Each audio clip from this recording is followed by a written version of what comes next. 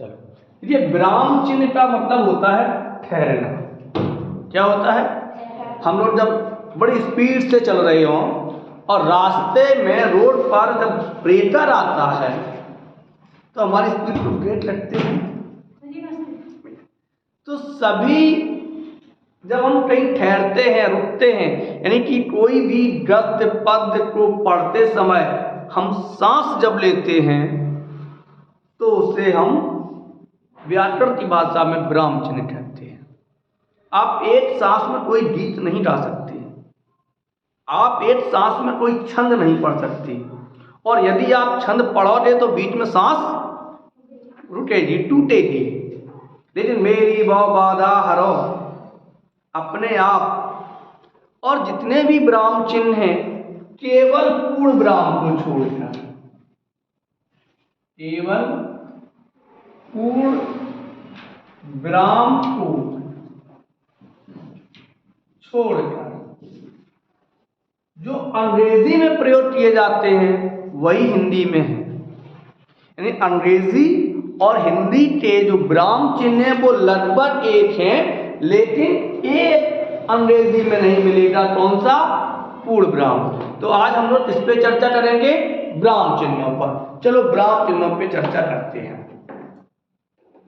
सबसे पहले हम बात करते हैं पूर्ण विराम की। इसकी पहला विराम चिन्ह है आपका पूर्ण विराम।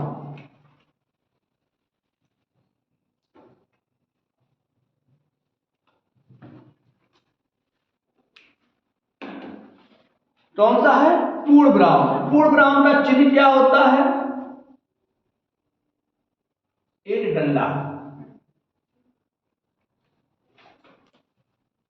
अगर इसकी परिभाषा लिखना चाहो तो इसकी परिभाषा लिख सकते हो।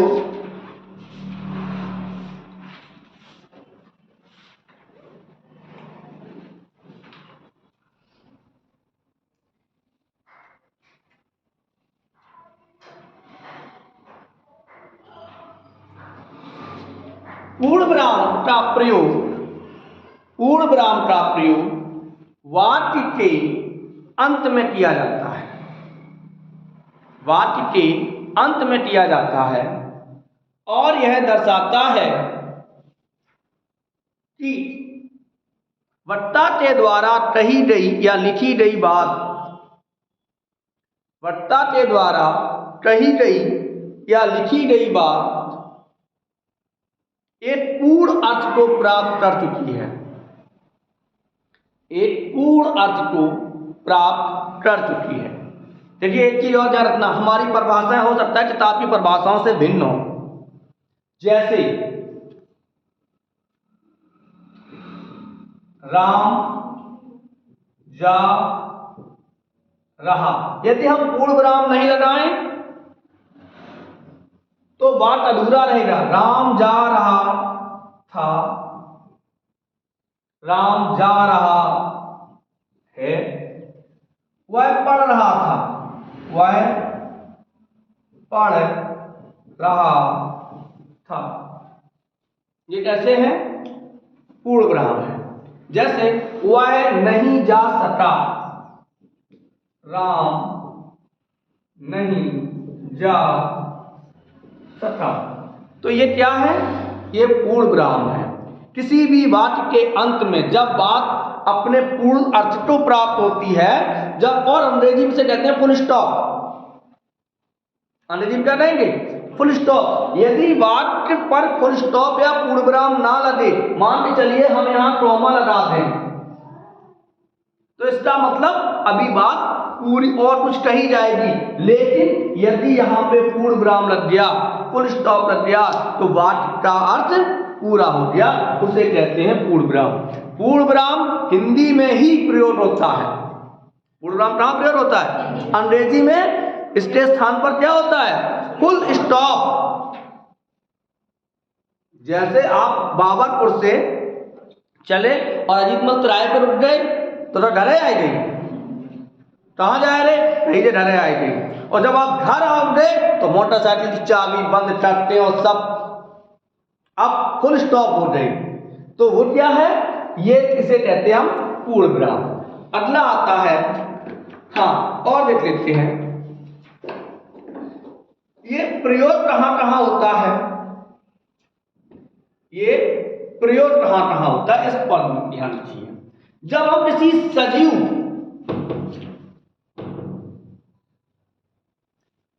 आप लिखना चाहो तो लिख सकते हैं, किसी भी सजीव वर्णन करते समय, किसी का भी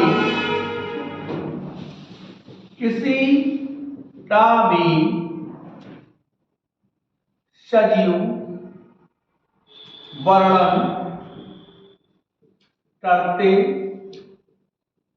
समय, किसी का भी सजीव वर्णन करते समय हम किस चिन्ह का प्रयोग करते हैं, पूर्ण विराम चिन्ह का प्रयोग करते हैं। जैसे रात का समय,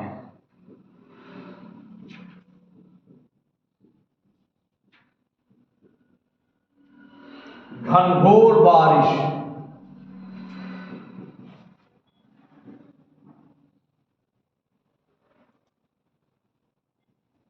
रात का समय, घनघोर बारिश।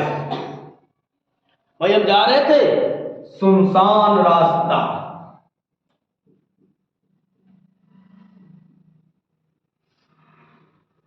पूर्ण विराम।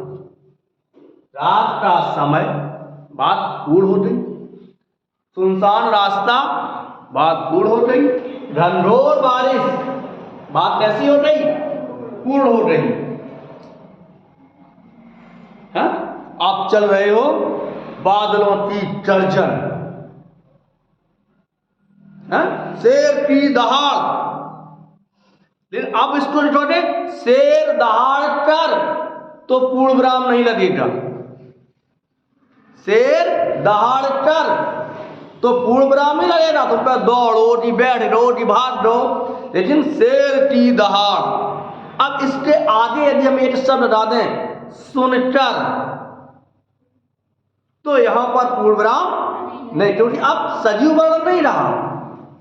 लेकिन जैसे हमने कहा शेर की दहाड़, बिल्कुल सजीव, हवाओं की सरसराहट, सागर की गर्जना, लहरों का उठना, नदी की बाढ़, ऐसे वाक्य हैं, पूर्ण वाक्य हैं। तो जब हम किसी वस्तु, व्यक्ति, पदार्थ का सजीव वर्णन करते हैं तो वहां पर हम पूर्ण विराम का प्रयोग यानी कि फुल स्टॉप का प्रयोग करते हैं। क्लियर है? आगे बढ़ते हैं।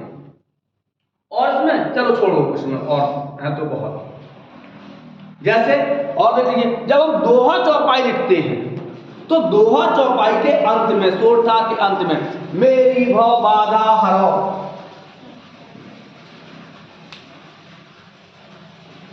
मेरी भव बाधा हरो, राधा नागर सूरी, मेरी भव बाधा हरो, राधा नागर सूरी। इसका प्रयोग होगा जहां चौपाई की तुकबंदी होती है, अंत दूसरा चरण होता है। जब चौपाई या दोहे का, या चौपाई का पहला चरण, दोहे का दूसरा चरण, रोला का पहला चरण, सोरठा का दूसरा चरण, इनमें क्या लगता है? पूर्ण विराम, अर्ध विराम या अल्प विराम नहीं लगता है। तो दोहा चौपाई का प्रयोग करते समय चौपाई या दोहे के दूसरे चरण में रोला के अंत, जैसे चौपाई है, चौपाई में 4 चरण हो तो प्रत्येक चरण पर पूर्ण विराम। दोहा में 4 चरण होते हैं, पहले और तीसरे समानता, तो दोहे के दूसरे चरण पर और चौथे चरण पर पूर्ण विराम का प्रयोग होता है। चौपाई के हर चरण पर, रोला के हर चरण पर पूर्ण विराम का प्रयोग होता है, लेकिन दोहा, सोरठा, बरवे, इनके दूसरे और चौथे चरण पर पूर्ण विराम का प्रयोग होता है। कुंडलिया के हर चरण पर पूर्ण विराम का प्रयोग होता है। आगे बढ़ते हैं। चौपाई के बाद आता है जो अर्ध विराम। कौन सा? अर्ध विराम। पूर्ण विराम के बाद अर्ध विराम।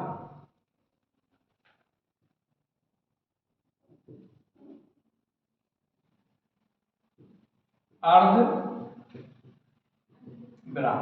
अच्छा, अर्ध और अर्ध में क्या अंतर है? अर्ध, अर्ध, एक अर्ध बना है, एक अर्ध बना है। एक अर्ध में सादा, हाँ, और एक अर्ध में जब हाँ, जब किसी को हम जल देते हैं तो वो अर्धविराम कहलाता है। अर्धविराम कहाँ कहाँ हो सकता है, इसका चिन्ह क्या होता है, सबसे पहले इस पे बात करते हैं। इसका जो चिन्ह होता है, कॉमा के ऊपर बिंदु। अर्ध माने थोड़ी देर के लिए रुकना, अर्ध माने रुके लेकिन चाय नाश्ता करते हम लोग फिर चल दिए तो उसे अर्धविराम कहते हैं। इसकी परिभाषा इसमें कुछ लिख लीजिए। वाक्य में जब पूर्ण विराम से कम और अल्प विराम से अधिक समय, पूर्ण विराम से कम और अल्प विराम से अधिक समय के लिए रुकना पड़ता है तो उसे अर्धविराम कहा जाता है, तो उसे अर्धविराम कहा जाता है। यह अर्धविराम का प्रयोग होता है, यह अर्धविराम का प्रयोग होता है तब जब पूर्ण विराम से कम हो और अल्प विराम से अधिक, थोड़े समय के लिए रुकना। ये यहाँ कहाँ कहाँ प्रयोग होता है इसको देख लेते हैं। जब हम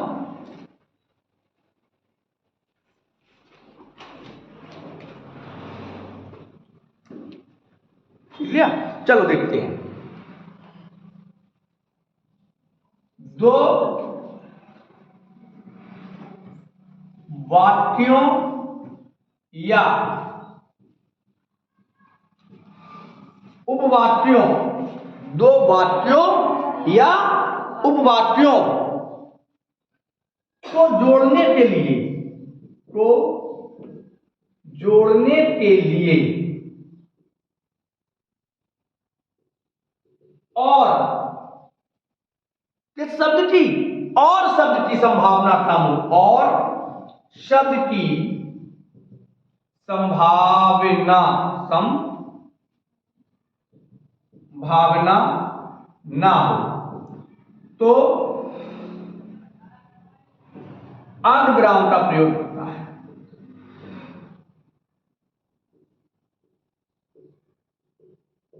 तब हमने दो वाक्य को जोड़ने के लिए यदि और शब्द न लगाए, और शब्द ना हो तो उसे हम किससे जोड़ेंगे, अर्धविराम से। जैसे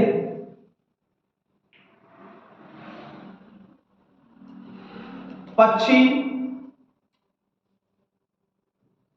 चहचहाने लगी, हवाएं चलने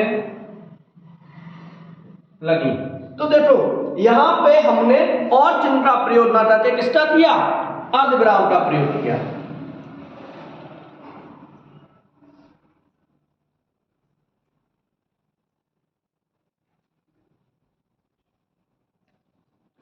सही है।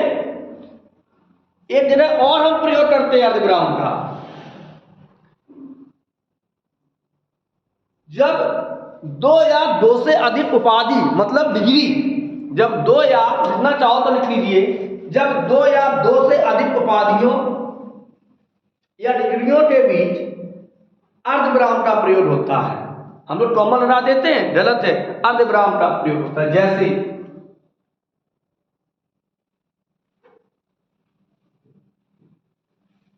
बीए,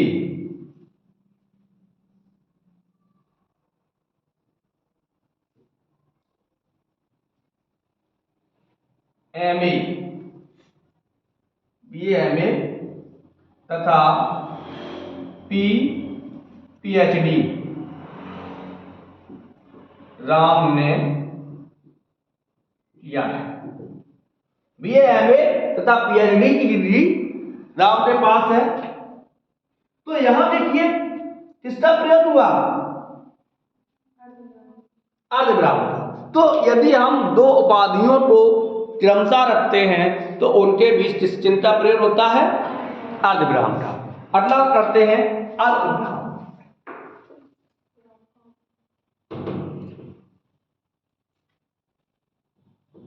प्रज्ञा ही है।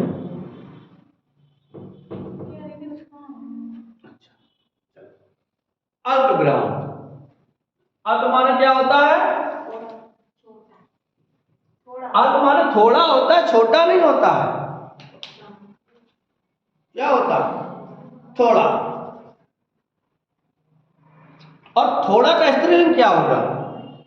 थोड़ी नहीं, थोड़ा ही होता है, लिंग के आधार पे होता, थोड़ा थोड़ी, बड़ा बड़ी, छोरा छोरी, गोरा गोरी, गोरा गोरी। चलो आगे बढ़ते हैं।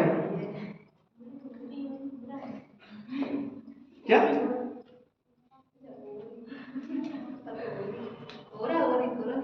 रोड़ा रोड़ी होते हैं। चलो वही हमारी हिंदी कमजोर है। अल्पविराम, अल्प का मतलब होता है थोड़ा। हिंदी में यदि किसी भी भाषा में, और खास तौर से हम हिंदी की बात करते हैं, जो जिसका सबसे ज्यादा प्रयोग होता है वो कौन होता है? अल्पविराम। यानी इसका प्रयोग पूर्णविराम से भी ज्यादा होता है। तो एक प्रश्न बन सकता है कि हिंदी की वर्णमाला में या हिंदी भाषा में सबसे ज्यादा प्रयोग किया जाने वाला विराम चिन्ह कौन सा है? अल्पविराम। बस व्रत ले चल रहे, ऐसा तो नहीं है कि मतलब ठाड़े हुए गए तभी बात चले ना, साइकिल से जा रहे हो जो नेता ने व्रत ले और फिर चल रहे, तो थोड़ी देर के लिए रुकने तो मतलब एक किराया देखी और चल दे। रास्ते में जा रहे हैं तो मिला ने भैया, फिर चल दिए। स्पीड पे, थोड़ी स्पीड पे ब्रेक होता है तो उसे हम अल्पविराम की संज्ञा देते हैं। चलो देखते हैं अल्पविराम। इन पर लिखा है। चलो हम ऐसे बताते हैं कि आपको अल्पविराम कहां कहां प्रयोग होता है। सबसे पहले जितने भी वाक्य, ऐसे लिखो, जो वाक्य हाँ या नहीं से प्रारंभ होते हैं,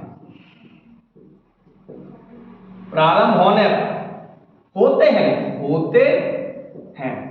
यानी जो बात हाँ या नहीं से प्रारंभ होते हैं उन पर अल्पविराम का प्रयोग होता है। जैसे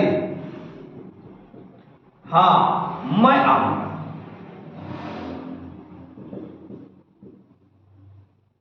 हाँ मैं आऊंगा, नहीं तुम नहीं जाओगे, नहीं अल्पविराम तुम नहीं जाओगे।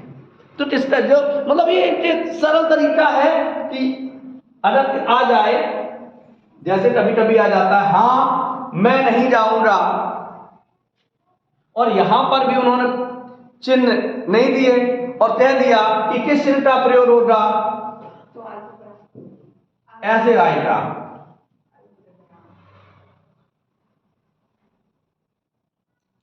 इस तरीके से। तो किसका प्रयोग होगा? सेकंड वाला होगा कि पहले कॉमा इसके बाद है तो हम यहां ऐसे भी कर सकते हैं, वो विस्मय बोधन रख सकते हैं। तो इसमें कौन सा चिन्ह प्रयोग होगा? पहले अल्पविराम और बाद में पूर्णविराम। तो हाँ या नहीं से जितने भी वाक्य प्राप्त होते हैं या शुरू होते हैं उनमें किसकी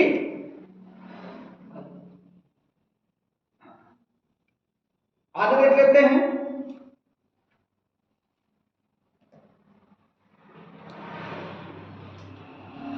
ऐसे लिखवाएं इस तरीके से, जो आप जब कोई लिखो, जब कोई वाक्य उपवाक्य लिखिए, जब कोई उपवाक्य किंतु परंतु लेकिन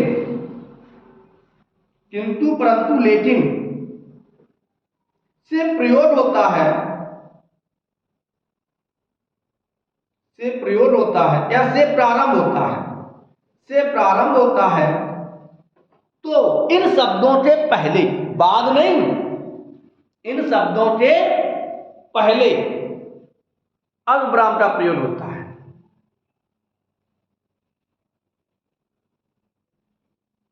तो इन शब्दों से पहले अल्पविराम का प्रयोग होता है।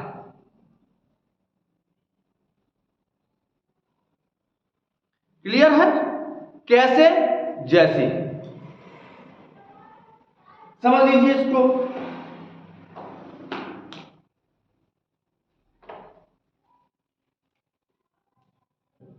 वह बहुत तेज दौड़ा, देखो, परंतु उसे पकड़ ना सका। अब देखो, परंतु के पहले उसे पकड़ ना सका उपवाक्य है, और जब कोई उपवाक्य किंतु परंतु लेकिन से प्रारंभ होता है, ये किससे प्रारंभ हुआ? परंतु से, तो उन शब्दों के पहले यानी मुख्य बात पर किसका प्रयोग होगा? अल्पविराम का प्रयोग होगा। समझ में आ रहा है? कुछ स्पेशल है? अच्छा। वह बहुत तेज दौड़ा परंतु उसे पकड़ नहीं सका। हम उनके घर गए किंतु मिल न सके। हम उनके घर गए, अब यहां पे विराम चिन्ह कहां है? अल्पविराम कहां होगा? किंतु के पहले, किंतु उनसे मिल न सके। वह हमें मिले लेकिन बात ना हो सकी। तो लेकिन से पहले, तो जब कोई उपवाक्य किंतु परंतु लेकिन आदि शब्दों से प्रारंभ होता है, या ऐसे मान के चलिए कि हमेशा किंतु परंतु लेकिन के पहले किस चिन्ह का प्रयोग होता है? अल्पविराम का प्रयोग होता है। समझ में आ रहा है? चलो आगे बढ़ते हैं।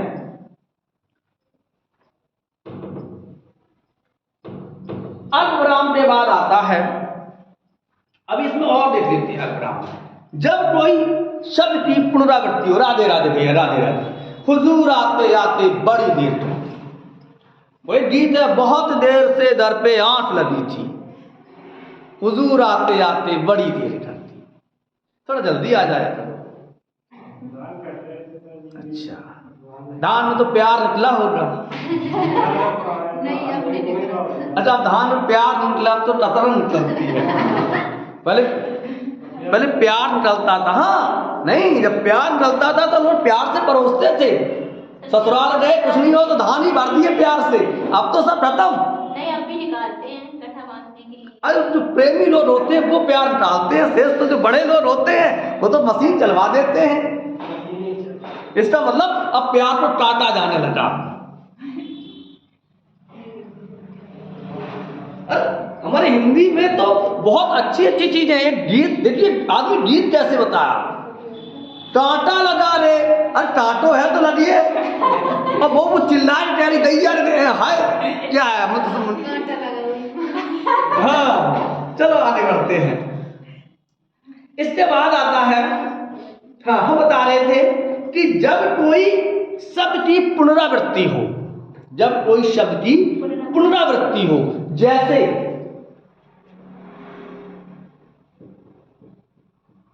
दौड़ो, दौड़ो, दौड़ो दौड़ो, चोर आया रे, अरे गीत बन गया, चोर आया रे। दौड़ो दौड़ो, चोर आया रे। तो देखिए, दौड़ो दौड़ो में किसका प्रयोग हुआ? अल्पविराम का हुआ। क्यों? दौड़ो, अरे वो डैश नहीं होगी, वो तो धीरे धीरे है, धीरे। सर जी, इन पे लगी है कॉमा, धीरे, इन पे ऐसा ही लगे तो। अरे भाई नहीं लगेगा, हमने बता दिया धीरे धीरे पे डैश लगेगा। भागो भागो, भागो भागो। लेकिन सर हमने कॉपी में देखा उसमें बीच में डैश लगा है। अरे तो बता तो रहा हूं, मीठे मीठे, मीठे मीठे लगा डैश। अब पता नहीं तुमने कैसे कॉपी में देखा भाई, यहां नहीं लगेगा। दौड़ो दौड़ो चोर आया, भागो भागो चोर आया, पकड़ो पकड़ो भागा जा रहा है। दौड़ो दौड़ो ऐसे ऐसे लिखा दे। पता नहीं कैसा लिखा जाएगा। एक बार दौड़ो दौड़ो दौड़ो,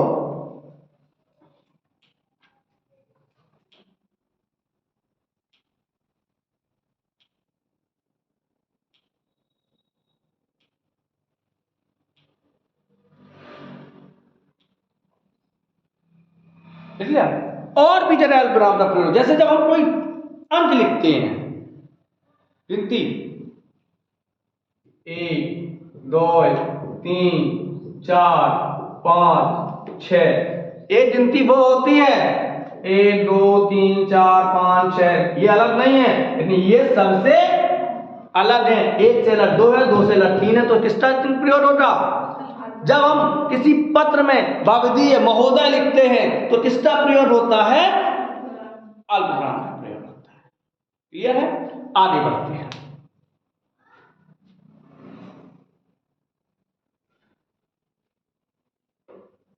तारीख लिखते समय भी अल्पविराम का प्रयोग होता है। तारीख लिखते समय अल्पविराम का प्रयोग होता है। देख लो, 3 मार्च 1981, 3 मार्च 1981, 2 अप्रैल 15 अगस्त 1947, इसका प्रयोग हुआ? अल्पविराम का प्रयोग हुआ। अल्पविराम के बाद आता है आपका प्रश्नवाचक चिन्ह।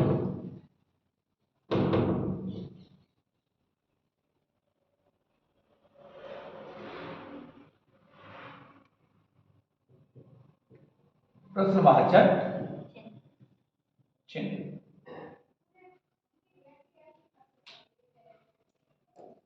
देखो, जिन वाक्यों के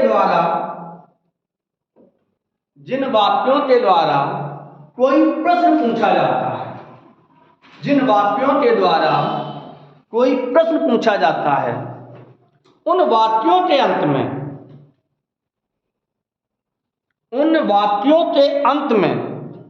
प्रश्नवाचक चिन्ह का प्रयोग होता है।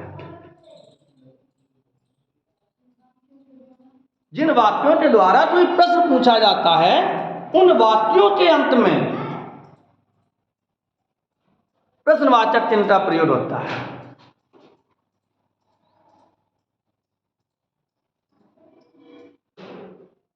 अब देख लीजिए, जैसे इसका चिन्ह क्या होता है? इस तरीके से, ये प्रश्नवाचक चिन्ह है। तुम कब आओगे? जब तुम जाओगे तभी तो हम आएंगे।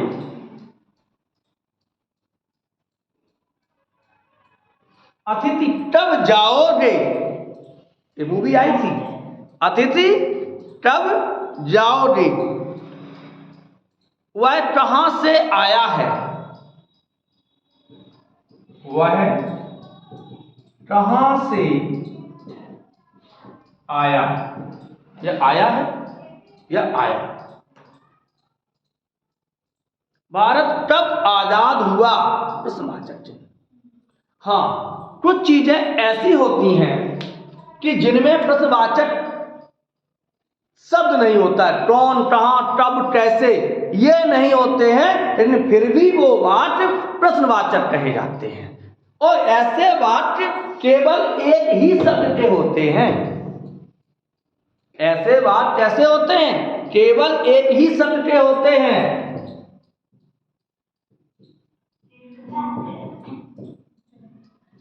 खाओगे,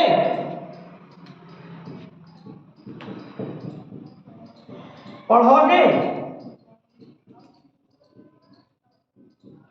जाओगे, लिखोगे। तो ये कैसे हैं? ये पूरे देखो एक ही शब्द में है, लेकिन ये इनमें किसका प्रयोग हुआ? प्रश्नवाचक। आप देख लीजिए, आप गए थे, आप गए थे, आप सो रहे थे, अब देखिए, आप गए थे, आप पढ़े थे, आप पढ़े थे, तो प्रश्नवाचक चिन्ह ना होते हुए भी, शब्द ना होते हुए भी वाक्य कैसा है? प्रश्नवाचक वाक्य है। तो ये समझ में आया। शेष विराम चिन्ह हम आपको कल पढ़ाएंगे। तब तक के लिए जय हिंद।